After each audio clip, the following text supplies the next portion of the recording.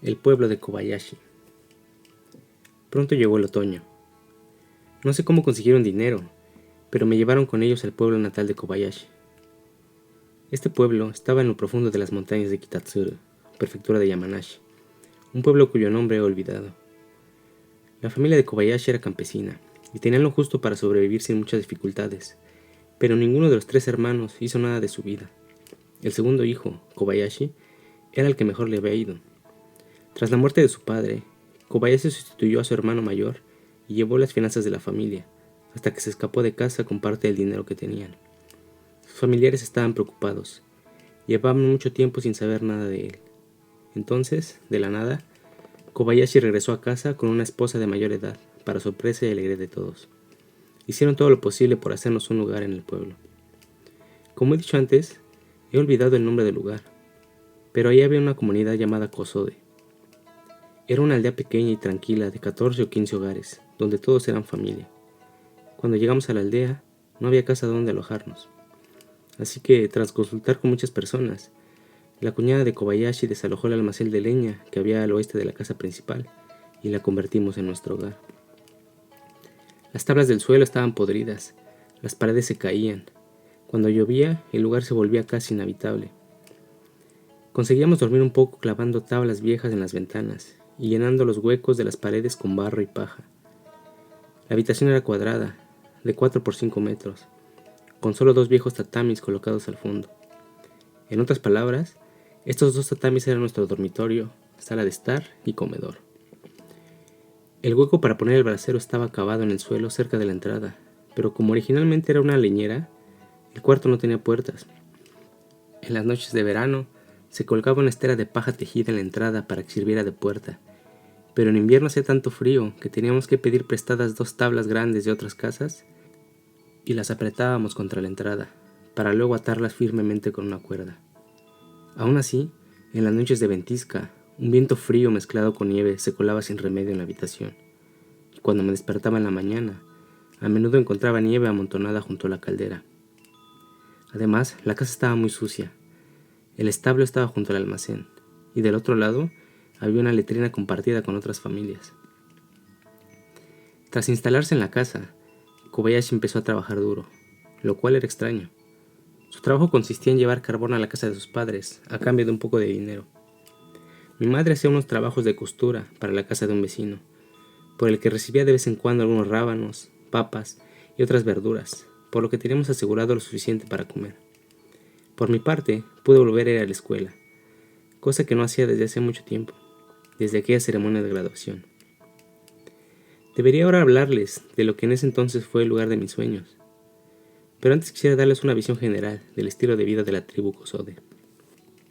Aquellos que viven en la ciudad y contemplan los edificios de 7 u 8 plantas y los deslumbrantes escaparates de Ginza, a los que van y vienen de las salas de espera o al café en sus coches particulares, a los que pueden encender el ventilador en verano y la chimenea en invierno, esta historia les parecerá de fantasía. Pero esto no es una mentira ni una exageración. Me di cuenta de que la prosperidad de las ciudades se debe a un intercambio entre el campo y la ciudad, en el que las ciudades engañan por completo a los campesinos y se quedan con todo. La tribu de Kosode era, como ya he dicho antes, una especie de comunidad primitiva formada por alrededor de 15 casas. La aldea estaba situada en un valle soleado orientado al sur, al pie de una montaña escarpada. Ahí no había arrozales anegados, solo había montañas y campos cultivados en sus cuestas o a las faldas. En invierno, los hombres subían a la montaña a quemar madera para hacer carbón, mientras que las mujeres se quedaban en casa haciendo pacas de paja. Sin embargo, los ingresos de los aldeanos procedían casi en su totalidad del carbón vegetal, debido al que el pueblo estaba en las montañas. La comida estaba hecha a base de cebada molida, como la comida con la que me alimento ahora en la cárcel, aunque en realidad era peor que la de aquí. La razón es que la comida de la prisión es lo que llaman aquí de 4x6, porque contiene un 40% de arroz blanco, pero en aquella aldea no había ni un solo grano de arroz. En cambio, en la comida de los campesinos no había insectos, piedras o paja, como en la comida de la cárcel. Cabe decir que las verduras se guisaban igual que en la cárcel, no se les ponía ni una pizca de azúcar. El único pescado que se comía en el pueblo era el salmón, que era tan salado que te secaba la boca. aunque solo podían permitirse comerlo una vez al mes. Sin embargo, no hay que pensar que una dieta tan pobre no los mantendría sanos. Habrá que ir a las montañas y comprobarlo. Se pueden encontrar una rica variedad de akebi, peras y castañas, todas ellas con grandes cantidades de vitaminas y ricas en azúcar y calorías, que escasean en nuestra dieta diaria. Los niños, incluso los adultos, las recogíamos y comíamos ahí mismo. Las que caían y se podrían en el suelo se convertían en alimento de cuervos y ratas, las cuales a veces eran perseguidas por los niños, pero nadie las mataba. También había animales salvajes, sobre todo liebres, que hubieran sido un buen alimento si alguien los hubiera cazado.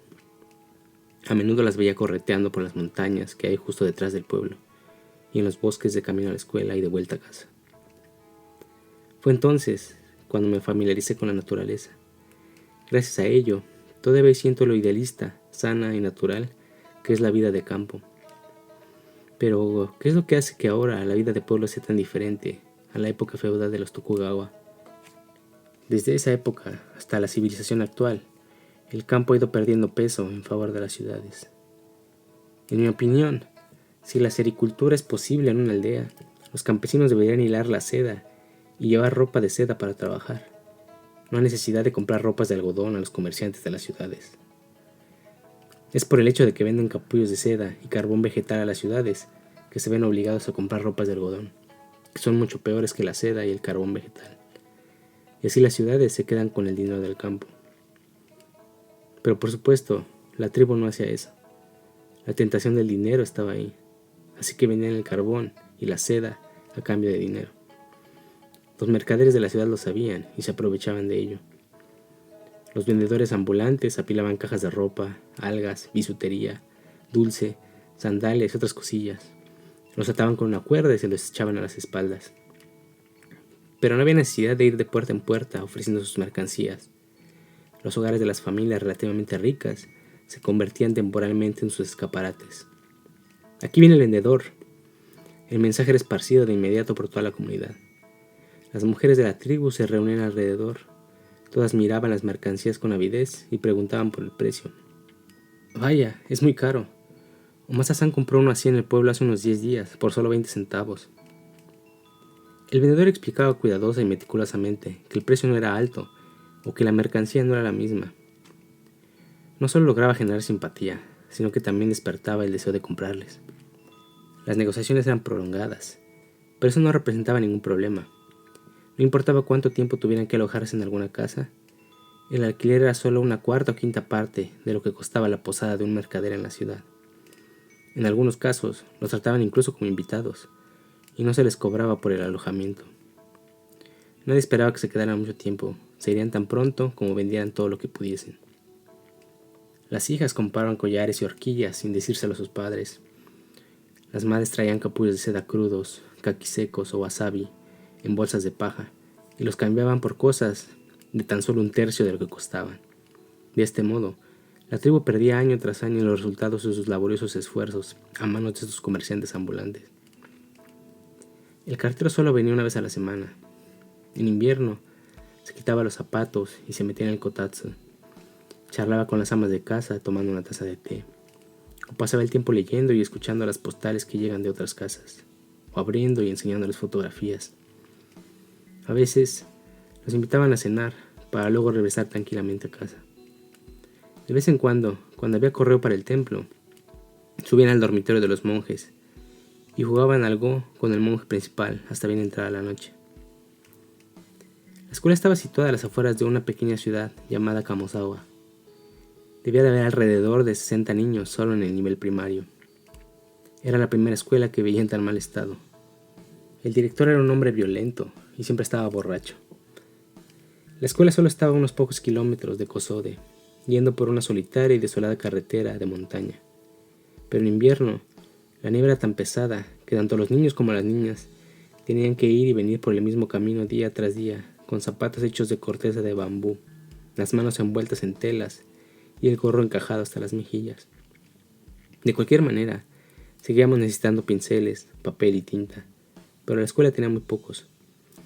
Sin embargo, en la tribu no había dinero en efectivo, así que cuando se necesitaban esos artículos, Los niños cargaban 1 o 2 fardos de carbón casero a la espalda y los llevaban a la tienda que había junto a la escuela de camino al colegio. De esta manera, los niños podían recibir un poco de lo necesario hasta que se volvía a acabar. En otras palabras, seguía practicando el trueque aún a esos niveles. Pero no puedo dejar de mencionar algo importante. ¿Qué edad tendrían esos niños que subían y bajaban por el camino de la montaña de más de 1,5 kilómetros de longitud, cargando fardos de carbón en la espalda? Quizá unos 9 años. Yo también quería intentarlo, pero como yo venía de la ciudad, me resultaba imposible. Además, en mi casa no teníamos ni carbón para hacer eso. A propósito, quisiera señalar un hecho. Puede parecer trivial, pero para los que han crecido en la ciudad, esto es algo realmente inimaginable. Y es que en esta tribu nunca utilizaban papel en las letrinas. Para la gente de la aldea era un lujo usar papel en el retrete. Incluso cuando escribían cartas, solo utilizaban papel roto y lleno de hollín. Pero, ¿qué utilizaban entonces en lugar de papel? Lo que hacían era cortar un trozo de bambú o una rama de árbol a manera de palillos y los colocaban en una caja al lado de la letrina. Después de usarlos, los metían en otra caja.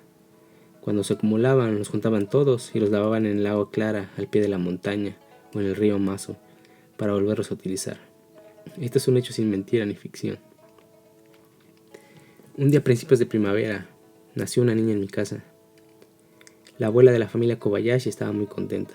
Llamó a la niña Haruko, porque había nacido en primavera, y celebró el nacimiento de su primer nieto. Colocaron 5 o 6 fardos de carbón en el lomo del caballo. El caballo y el bebé se dirigieron a un pueblo situado a 5 o 6 kilómetros de distancia. El carbón se convertiría en arroz, pescado hervido y ropa, que traían de vuelta a lomos del caballo. Así se celebraba el nacimiento del primer nieto. Haruko crecería con fuerza. A finales de marzo, tuve que asistir de nuevo a la ceremonia de fin de curso de la escuela. Siempre me humillaban en este tipo de ceremonias, pero este año creía que no sería así. Los profesores nos dijeron que, aunque no estuviéramos matriculados, nos entregarían los diplomas como a los demás niños, porque éramos del campo. Mi madre me hizo un kimono de algodón con mangas a rayas y un haori para ese día. Me los hizo poner y me mandó a la escuela junto con todos los demás, bailando de alegría. La ceremonia empezó con las formalidades de siempre. Todos sonreían al recibir sus diplomas. Pero yo fui la única que no recibió uno, a pesar de que mi profesor me lo había prometido. Esperé y esperé hasta el final. Por fin descubrí que había esperado en vano. La ceremonia había terminado y todo el mundo estaba listo para irse a su casa. Pero yo seguía ahí aturdida, incapaz de comprender del todo la situación. Entonces vino un profesor trayendo 2 papeles, mi certificado y mi diploma, poniéndolos delante de mis narices. Aquí están tus papeles, las 2 copias. Si los quieres, dile a tu mamá que aquí los tengo. Al acercarse al final del curso, las familias de los niños solían hacer regalos de diversa índole a los profesores. El más común era el alcohol. Es decir, los profesores otorgaban los diplomas a cambio de alcohol. Mi familia no le regaló nada a ningún profesor, y aunque hubiéramos querido, no teníamos nada que darles. Además, mi madre no era muy atenta en esos aspectos. Pero cuando el profesor me lo dijo, me sentí avergonzada. Dejé la escuela y me fui sola a casa por el camino de atrás. Al llegar a casa, lloré todo lo que pude junto al brasero. Mi madre no soportaba verme. No te preocupes, me decía. Conseguiré sake y te traeré esos papeles. Pero yo no podía olvidar el insulto. No, mamá, ya no lo quiero. Insistí, y finalmente dejé de ir a la escuela sin decirle a nadie. Me sentía sola. No puedo explicar del todo cómo me sentía entonces. Si pudiera decirlo de alguna manera, me sentía como cuando un niño llora hasta que ya no le salen más lágrimas. Un día, mientras nuestra vida en el pueblo seguía avanzando, mi tío, el hermano de mi mamá, vino inesperadamente a visitarnos a casa. Recordé por qué sabía dónde vivíamos. Lo recordé porque el primer día de Año Nuevo, después de venir aquí, yo escribí una tarjeta de Año Nuevo a casa de mis abuelos, pero a nombre de mi madre. La tarjeta decía: no puedo pedirte que vengas a buscarme ahora, pero si ves esta tarjeta, sé que vendrás a buscarme. Después de eso, Mi madre a veces decía, si volviéramos a casa, hablarían mal de mí, pero al final no viviríamos en la pobreza. Y además, tus abuelos serían muy felices de verte. Mi madre creía que mientras enviara la tarjeta de Año Nuevo, su familia, que estaba preocupada por la separación de nuestro padre, seguramente vendría a buscarnos. Así que aquí estás, hermana, dijo mi tío nada más cruzar el umbral. Por fin viniste. Mi madre rompió a llorar. Siguieron hablando uno tras otro, con cara de felicidad. Me enteré de que habían querido venir en cuanto vieron la tarjeta de Año Nuevo. Se tarda menos de 2 días en llegar. Pero la nieve se había acumulado tanto que tuvieron que renunciar y volverse a casa más de 3 veces, y esperar a que la nieve se derrita. Mi tío por fin había venido para llevarnos a casa. Kobayashi volvió a casa del trabajo. La discusión comenzó inmediatamente. El padre, la madre y los parientes cercanos de Kobayashi vinieron a ver qué pasaba. Tras una larga discusión, le permitieron a mi madre volver a casa. Pero el problema era qué hacer con el bebé. La anciana madre de Kobayashi se acercó a mi madre y le reprendió. Si sabías que esto iba a ocurrir, ¿por qué no me lo has dicho antes? De haber sabido, hubiera hecho algo al respecto. ¿Hacer algo? Al principio yo no sabía lo que quería decir, pero poco a poco empecé a entenderlo. Yo era consciente de ello, pero, pobrecito, él no tiene la culpa, respondió mi madre. Estas palabras de mi madre me recordaron una cosa. Era un conocimiento que había adquirido en una conversación entre mi madre y la hija de una casa situada al oeste de la nuestra, en el pueblo vecino. La mujer empezó a hablar a mi madre en voz baja junto a la chimenea. No puedo decirlo en voz alta, pero se puede hacer sin problemas. Escucha. Mirando fijamente al niño, quieto. No, todavía no. De hecho, la cuñada de mi vecino dio a luz a un niño huérfano de padre cuando era aún una niña, y por consideración con las dos familias, hizo que enterraran al niño en secreto. El rostro de mi madre, que había estado escuchando en silencio, se tornó de un color terroso y parecía bastante asustada por algo. Finalmente se limitó a gemir. Pobrecita criatura. Me preocupaba en secreto que hicieran algo al respecto con Haruko. Sin embargo, después de 3 o 4 días de discusiones, finalmente se decidió que Haruko se quedaría con los Kobayashi. A la mañana siguiente, mi madre y yo salimos del pueblo con mi tío. Yuki, la hija menor del terrateniente, nos fue a despedir hasta las afueras de la aldea, llevando a Haruko a sus espaldas. Yuki, casi arrastrándose, lloraba y lloraba sin parar, con los ojos enrojecidos por el llanto. Haruko, sin embargo, no sabía nada de esto y estaba dormida envuelta en su cobija. Dormía plácida y cómodamente.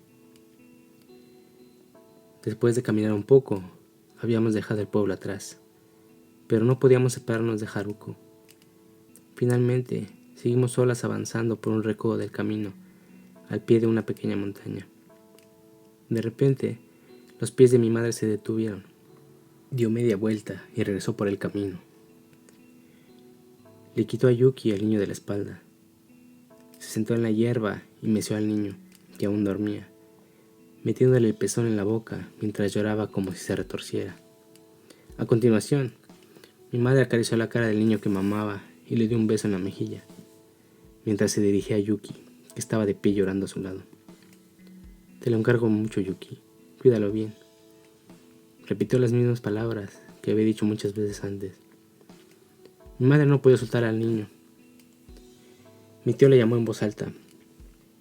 Mi madre finalmente se levantó y colocó a Haruko sobre la espalda de Yuki. No pudo evitar volver a llorar.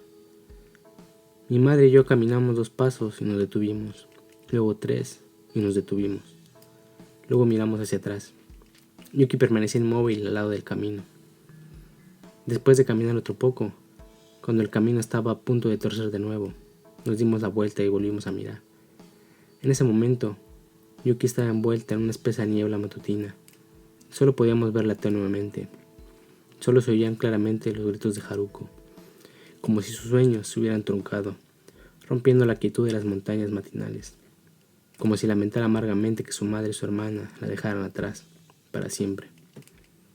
Fue así como me separé de Haruko, mi única hermana. para no volver a verla nunca más. Han pasado más de 10 años desde entonces. Me pregunto si seguirá con vida. La casa de mis abuelos. 2 días después de dejar Kosode, llegamos al pequeño pueblo de Kubodaira, a pocos kilómetros de la casa de los padres de mi madre.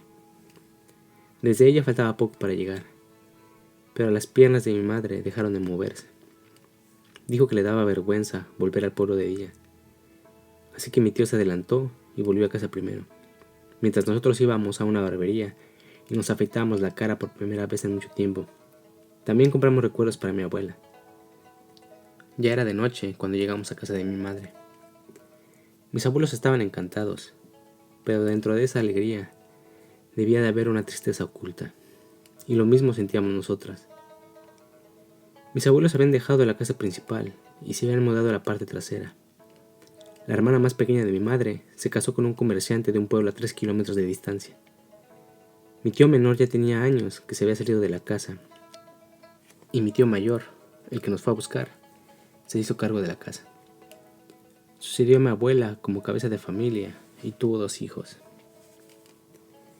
La familia de mi tío me acogió. Mientras esperaba que creciera, mi madre regresó a trabajar a la fábrica de seda, donde había ido cuando era yo pequeña. Yo sabía que se sentiría sola, pero aún así me sentía segura. Los días transcurrían con una sensación de calma, pero la desgracia no tardó en llegar. Fue en un verano, cuando estaba profundamente dormida. Mi tía me despertó a medianoche. Frotándome los ojos soñolientos, seguí a mi tía, solo para descubrir que mi madre había llegado inesperadamente. Estaba cenando en el salón de té, que estaba conectado a la cocina, con el lobby todavía desatado. Me había comprado un kimono de muselina y un vestido largo, pero eso no me puso nada contenta. Me preguntaba si mi madre había dejado su trabajo y había vuelto a casa. En casa no pasaba nada raro. Mi madre había ido a trabajar en un pueblo lejano. ¿Por qué había vuelto en ese momento? Yo no lo sabía en ese entonces. Pero me volví a dormir sin preguntar ni a mi madre, ni a mi tía, ni a nadie. La verdad, sin embargo, no tardó en aclararse. Mi madre había corrido a casa tras recibir un telegrama que decía: «Papá agoniza, vuelve».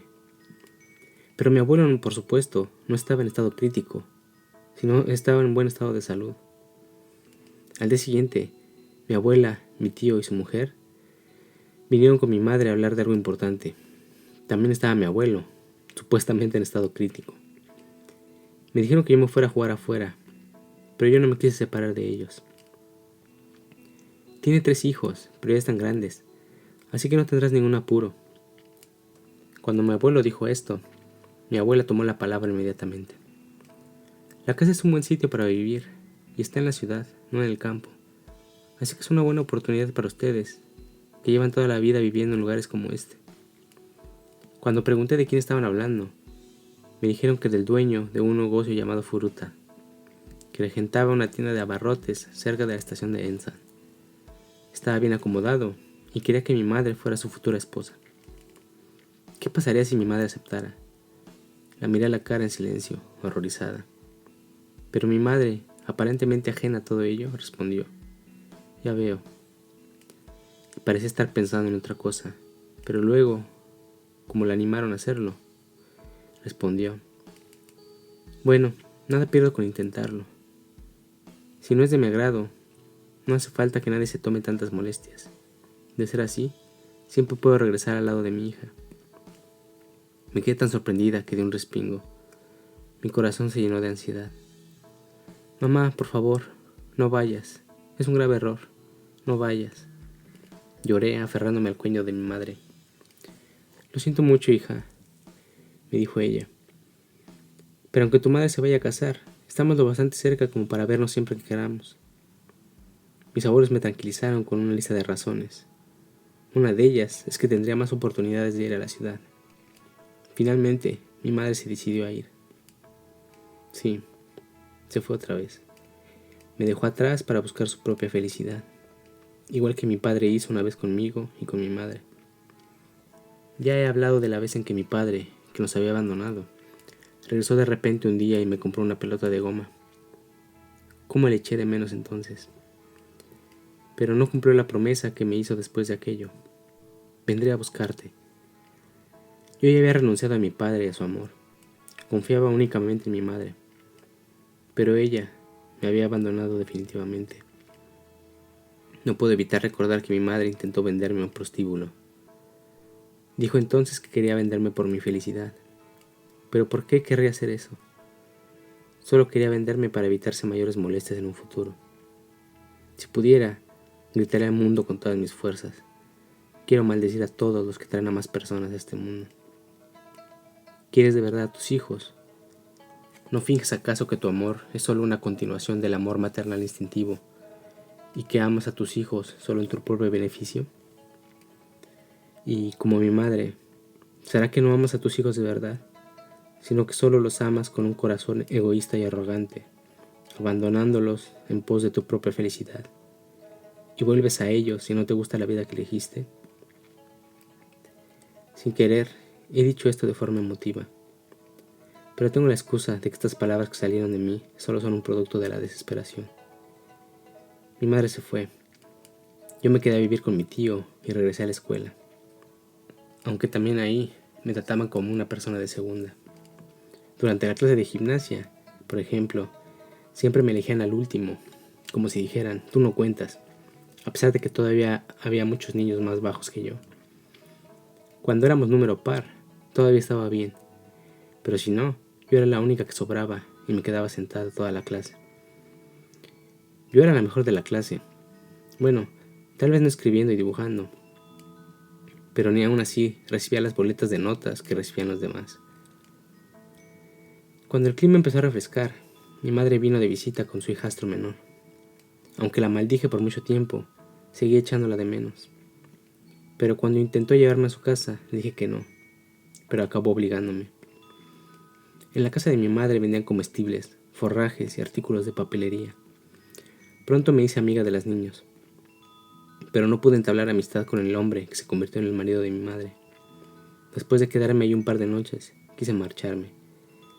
Mi madre me miró con tristeza. ¿Y qué? ¿Ya quieres irte a casa? Me dijo de todo para que intentara pasármela bien ahí, pero yo insistí en volver. Mi madre finalmente se rindió. Sacó el espejo al porche para peinarme, y del cajón superior de la cómoda me dio un pañuelo de tela china atado con un cordel. El otro día vi estas piezas de tela en el fondo de la cómoda, y quería hacer algo para ti, me dijo mi madre al dármelos. Luego fue a la tienda y envolvió rápidamente las 3 latas de conserva, una bolsa de azúcar y un par de sandalias de cáñamo con cordones rojos. Todo atado dentro de un furoshiki, tratando de ocultarlas a la vista de los demás, y salió de casa conmigo. Cuando llegamos a un molino de agua junto a un bosquecillo de bambú a las afueras de la ciudad, me hizo llevar el furoshiki bien apretado a la espalda y me compró unos caramelos en una confitería cercana. Diles cuando llegues a casa que volveré en cuanto pueda. Mi madre parecía a punto de echarse a llorar. Yo también tenía ganas de llorar, así que me limité a sentir con la cabeza en silencio. Sí, quería llorar, pero algo me lo impedía. ¿En qué clase de patético personaje me había convertido? Volví a casa y empecé de nuevo el colegio. Por mucho que me hicieran sentir extraña, no me importaba, y poco a poco me empezó a gustar la escuela. Era lo único que me hacía ilusión. Cuando el invierno estaba a punto de llegar, mi abuela paterna vino al pueblo, desde Corea. Tenía la misma edad que mi abuela materna, 56 años por aquel entonces. Sin embargo, estaba más sana y tenía mejor complexión. Vestía un kimono de seda de Oshima y parecía la esposa de un terrateniente retirado. Era muy diferente a mi madre y a mi abuela, que eran campesinas. Quería llevarme a Corea y criarme como parte de su familia. Tenía una razón muy concreta para ello. Mi abuela y la hermana menor de mi padre vivían en Corea, pero mi tía no podía tener hijos. Así que desde que yo tenía 3 o 4 años, se decidió que si mi tía no tenía hijos, ella me criaría. Sin embargo, después de que mi padre y mi madre se habían separado, mi familia de Corea le perdió la pista a mi madre, así que no pudieron hacer nada. Pero cuando volvimos a la casa de mis abuelos maternos, de repente cambió la situación. Mi padre había sido el principal responsable de la situación adversa en la que nos encontrábamos. Y además, mi tía en Corea ya no tenía ninguna esperanza de tener hijos.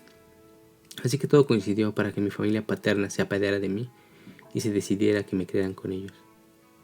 Además, mi madre podía establecerse también con nosotros, y como ellos eran ricos, pensé que sería una buena idea criarme en un hogar así.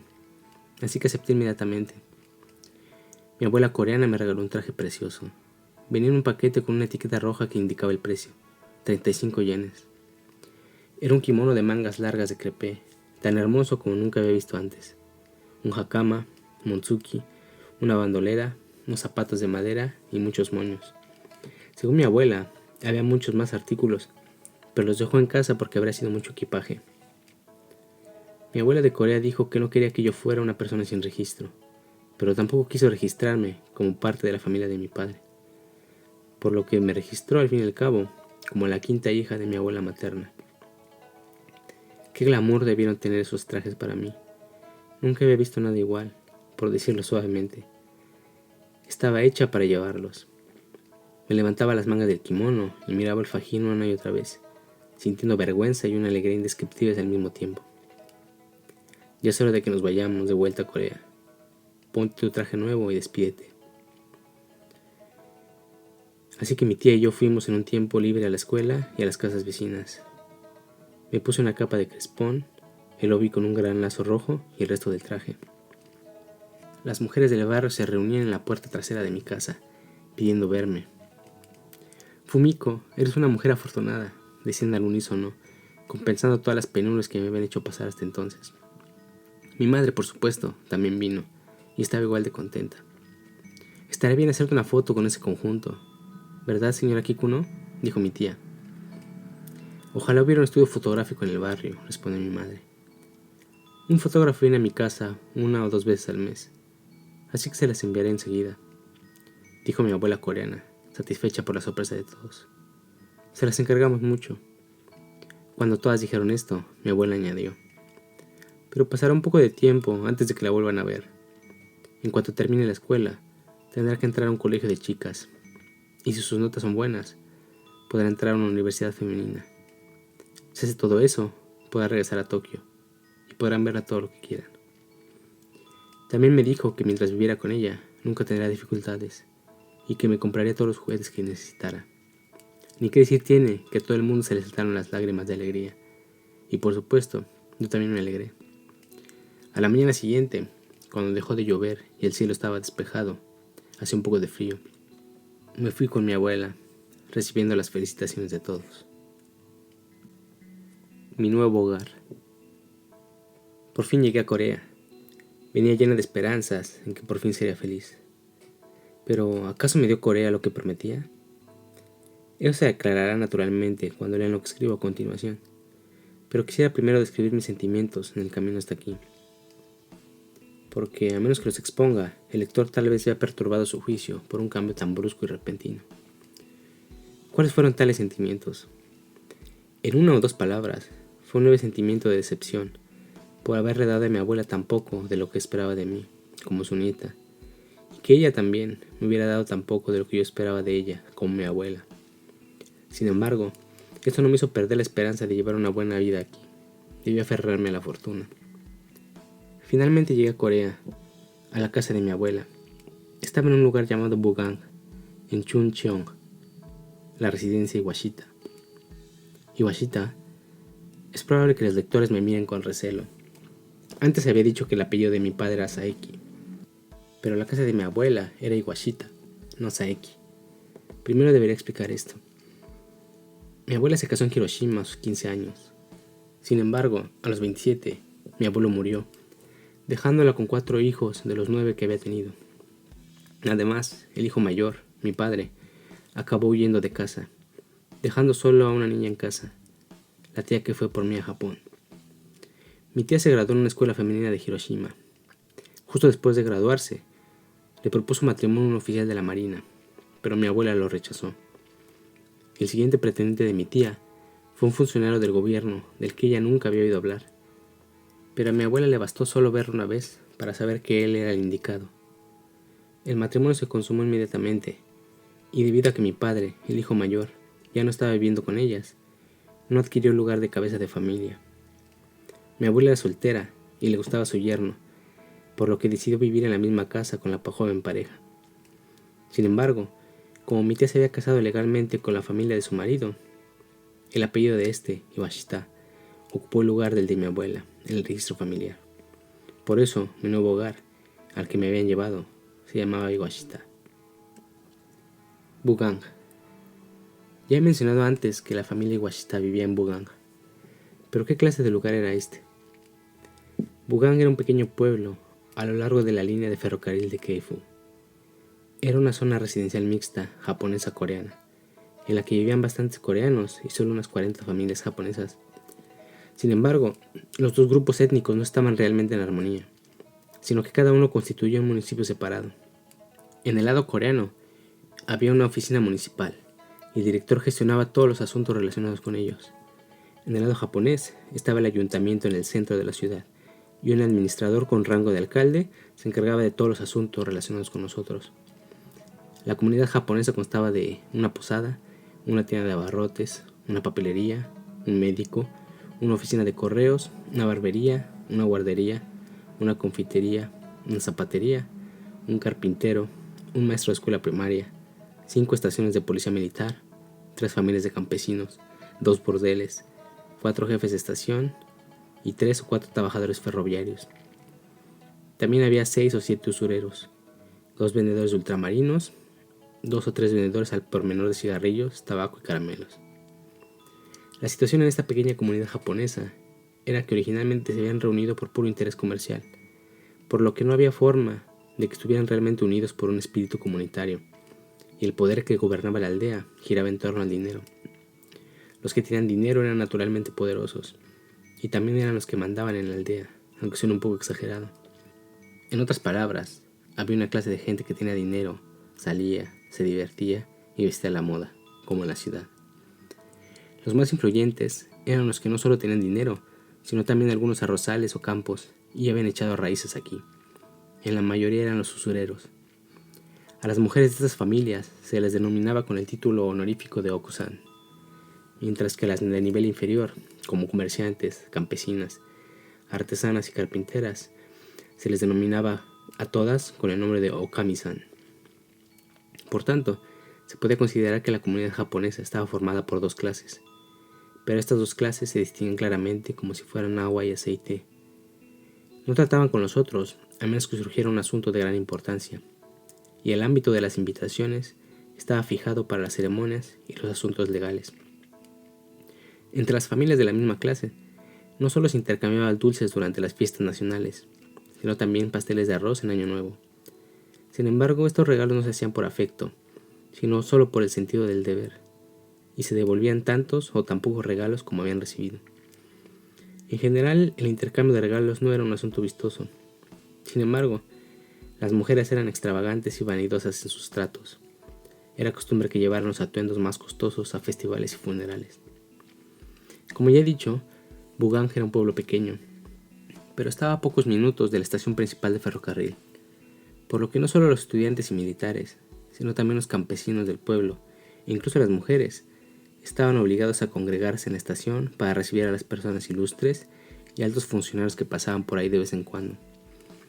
En aquella época, era habitual que llevaran el emblema de la Cruz Roja en el traje, o el de la Asociación de Mujeres Patrióticas en el vestido, o incluso una medalla que podía confundirse con una moneda de 2 céntimos, conmemorativa de la apertura de la carretera Cheongju-Bugang.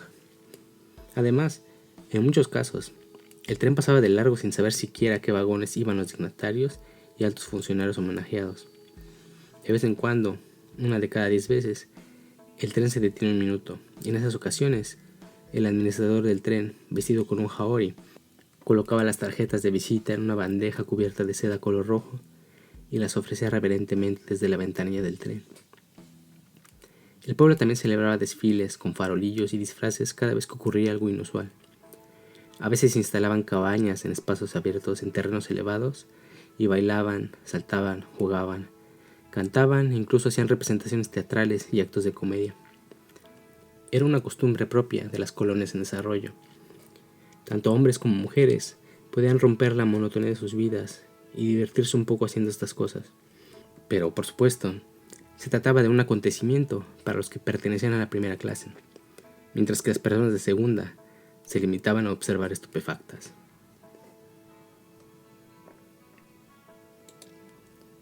La familia Iwashita. La familia de mi tía, los Iwashita, era una de las más poderosas de la zona. No era una casa muy grande, pero tenían 5 o 6 arboledas, arrozales y otros campos que dejaban cultivar a los campesinos, y utilizaban esos ingresos para pagar el sueldo. Las casas estaban situadas en las tierras altas al norte de la vía férrea. Los habitantes del sur llamaban a su propia zona Honmachi y a la del norte el campo, mientras que los del norte llamaban al sur el centro y a sus terrenos Yamanote, solo para satisfacer su orgullo. La casa de mi tía estaba en la parte más elevada de estas tierras altas. Era una casa baja con tejado de paja y solo 4 habitaciones, cada una con un hondol y 4 esteras y media de tatami, dispuesta en una hilera. Aunque el edificio estaba muy deteriorado, la casa era bastante espaciosa. Había 2 graneros detrás de la casa, otro granero de arroz al lado del campo, en el jardín, así como árboles frutales y hortalizas en el huerto. Mi tío había nacido en la prefectura de Nagano y era un hombre tranquilo y apacible. Era supervisor de mantenimiento ferroviario, pero cuando un tren descarriló y volcó, habiendo víctimas mortales, le echaron la culpa y tuvo que dimitir. Desde entonces vivía cómodamente en el campo. Era un hombre muy simple, entre cuyas aficiones eran las plantas y el canto tradicional. Mi tía era 10 años mayor que mi tío, alta, elegante, bonachona y firme. Era una mujer hábil y masculina. También tocaba la cítara y bailaba, y en primavera salía al campo a recoger helechos. En otoño se iba al monte a recolectar setas y hongos. Los vecinos llamaban a mi abuela el ama de llaves, pero en realidad era mucho más que una ama de llaves. Se encargaba de todo en casa de mi tía.